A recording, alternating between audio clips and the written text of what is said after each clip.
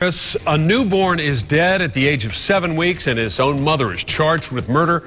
The grieving family told our Jackie Calloway there was no money to bury baby Emilio. This is a sadness on top of sadness. Already a heartbreaking story. Baby Emilio Dampier's grandmother, struggling to come to terms with the death, told me she had, on top of everything else, no means to lay her grandson to rest.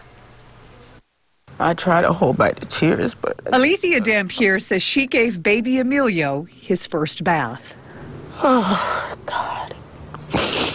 Now, just weeks later, she wondered how she would give him a proper goodbye. There was a heavy load on my heart. I was just confused. I was nervous. I didn't know which way to go. I didn't know where to turn. Her own daughter, Shakayla Dampier, sits in jail facing second-degree murder charges in the baby's death. Deputies say the 18-year-old admits she beat and burned Emilio with scalding water.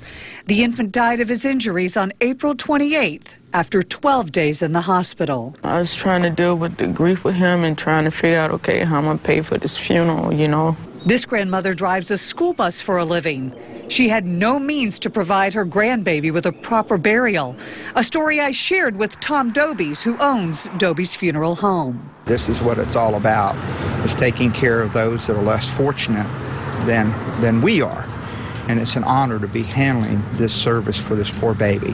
Both Dobies Funeral Home and Curlew Hill Cemetery immediately offered to cover all expenses for a graveside service and burial.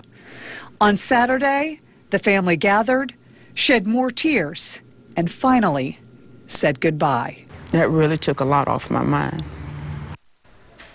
Baby Emilio's grandmother says she has not spoken to her daughter since the arrest and has no plans to.